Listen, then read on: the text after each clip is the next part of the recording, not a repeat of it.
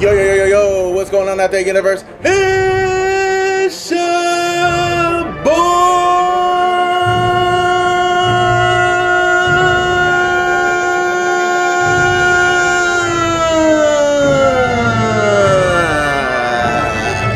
Hellavation, aka Fasted Sith, bringing you another video from the Galactic Empire. It is the Galactic Emperor himself, the Sith Lord of the Barbell, the God, the health and nutrition. Now, on to the video topic. And in this video, today we are going to talk about on Vlog of a Sith. Since you guys are not getting around on the track, I just wanted to do a quick little talk about a few things on my mind. In particular, I want to talk about eating out, not pigging out. I wanted to talk about, you know, if it fits your macros and tracking macros and calorie counting. And I wanted to talk a little bit about online coaching, as well as people that, you know, sell you their coaching services. So let's get into it. First, let's talk about fast food. Now, lately, I've been eating a great deal of fast food. You know, anybody that follows me on MyFitnessPal, they can see my journal and they can see what I'm eating, and it's not been pretty, you know what I'm saying? But I've still been staying under my calories according to my estimations. Now, you got to take estimations with fast food with a grain of salt. But, you know, there's two really glaring things that stick out with me when it comes to eating out.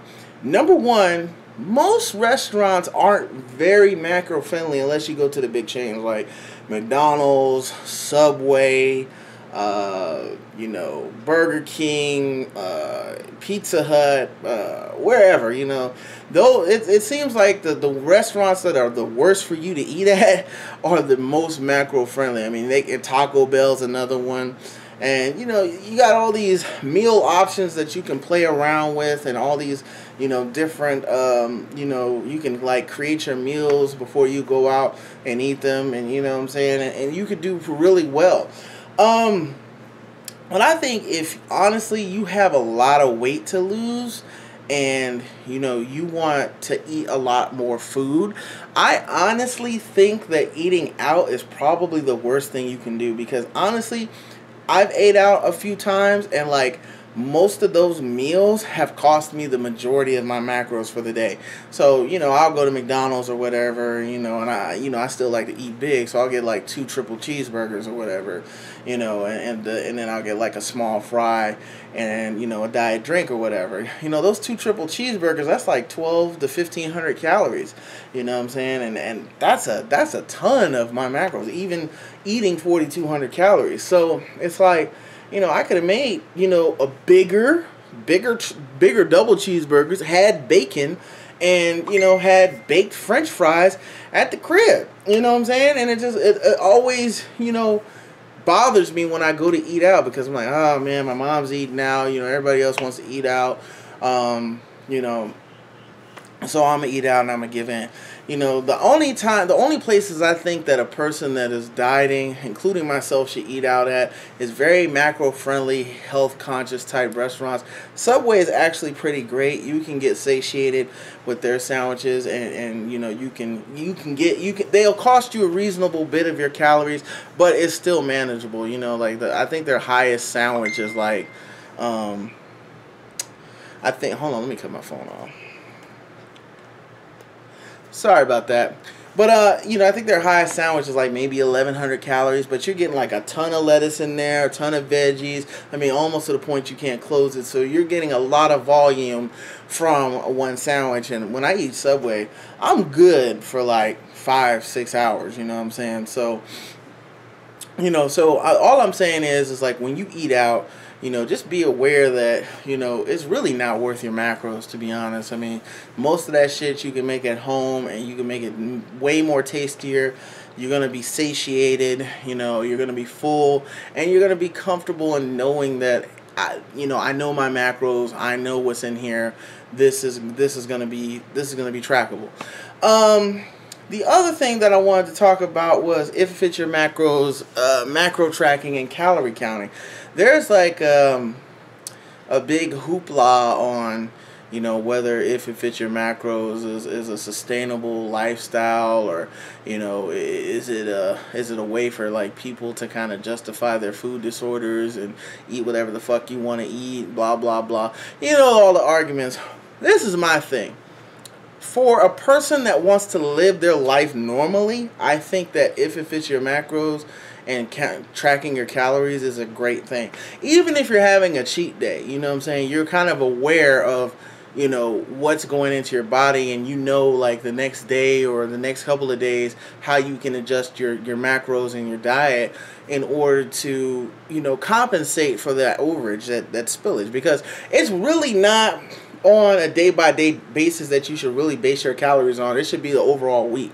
You know, how many are you in a deficit for the week, or are you in a surplus for the week? You know, people look at, you know, day by day, which you should, but, you know, at the grand scheme of things, if you're going to have a cheat meal, or if you're going to have a cheat day, you know, your whole week should be planned around that cheat day. You have to be very methodical when you're doing if it fits your macros and tracking your calories. And it's honestly not for everybody, you know. You know, it's very tedious because, you know, you got to think, okay, this is what I'm going to eat today. That's what I'm going to eat today. This is what I want to eat today. You got to plan like all your meals. You know, in some cases you should be prepping your meals so you don't be tempted to like eat fast food like your boy. You know what I'm saying? You could just be going to the refrigerator. You already got, you know, your ingredients, you know, already prepackaged. Just throw them in a bowl, you know, and have you a salad, or you know, have you some meals already ready. Or, you know, you can, you know, sign up with a meal prep service. You know, that's where you should spend your money if you're going to spend your money on something online related to, you know, dieting and exercise. So, you know, I do think that some people with food disorders can't handle tracking macros, and some people, like a lot of people that's, you know, in the fitness industry used to be fat, you know, and, you know, they feel like, you know, they're very restricted in their lifestyle, so they use if it fits your macros as a way to justify what they eat. Not everybody's body works the same, not everybody's, you know, metabolism works the same, and honestly, by your blood type and your, you know, and your genetics, you know, you don't necessarily process certain foods the same, you know, and you know, if you're diabetic, that's something else you got to take into account. So all these things factor into whether you're going to lose weight or whether you gain weight. It's a lot of different factors. It's not just simply, you know, a broad statement as calories in, calories out. That's what it comes down to.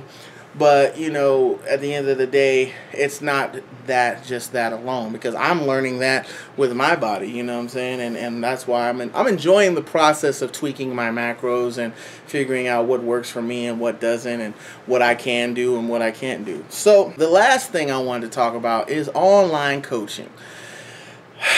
You know, a lot of people sit here and say, you know, oh, well, you know, you can't do it by yourself. You can't do it without a personal trainer. You can't do it without this, without that. I mean, this isn't 1995, you know what I'm saying? This isn't even 2005. This is 2016 going on 2017.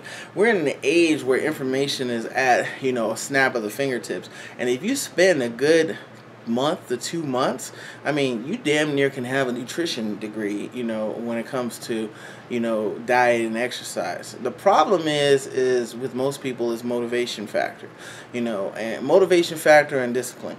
I'm just now learning self-discipline, you know what I'm saying? And I still don't got it down packed, you know what I'm saying? So sometimes I think people do need a financial incentive to make them accountable, because if you're spending like $200, $150, $85 a week on a coach, or you're spending, you know, for an 8-week or 12-week training program, you're spending, you know, $700 to $1,000 or whatever people charge, you know, it's going to hold you accountable, because you're like, look, I'm paying this motherfucker money to get me in shape. These online coaches and these trainers, they make you try to feel like that you need them, and you really don't. I mean, you know, unless you're trying to get ready for a show, you know, a bodybuilding show or men's physique or something like that, you really don't need an online coach. You don't need an online personal trainer, because there's tons and tons and tons of free programs out there, and all these people are doing, just like my boy Eat said, you know, go check out his channel. I forget his name, but Eat said, you know, you can learn all this shit yourself. You know, you can get whole ready by yourself. There's enough information out there for you to, and there's enough dieting options out there for you to get ready, you know, whole ready yourself. You do not need a personal trainer. You do not need an online coach. You know what I'm saying? Those are just luxuries for people that, you know, need accountability and money. I mean, or accountability and motivation. You know, and I'm seeing a lot of people pushing their online coaching programs on Instagram and Facebook and Twitter and all this shit. You know what I'm saying? And, you know, they charge these exorbitant amount of prices and stuff, and I'm just like, all you're doing is giving me advice. You know what I'm saying? Like, you could do that for free, to be honest. You know what I'm saying? And you also got to look at these people's track records. How many people have they trained? You know, with dealing with any online coach, you need to look at their resume. You know, just like you would if you were going to hire a contractor. You're hiring a contractor for your body in this case. So, you know, look at their references. Ask for 2 or 3 references. You know, ask them about their experiences. Look at reviews. Look at, you know, their ratings or whatever. You know what I'm saying? Because, you know, a lot of people are scams out here, and a lot of people don't know what the fuck they're talking about. So that's it. That's all. Just you know, we're a little bit over 10 minutes, going on 11 minutes, but you know, we're pretty much done. So put your thoughts, musings, opinions, whatever the fuck you want to say down in the comment section. And as always, down into the description is all of my social media links, so be sure to add your boy. But this is Hellavation, aka Fastest Sith. Be good, or be good at it, my Imperials. I will see you in the next video.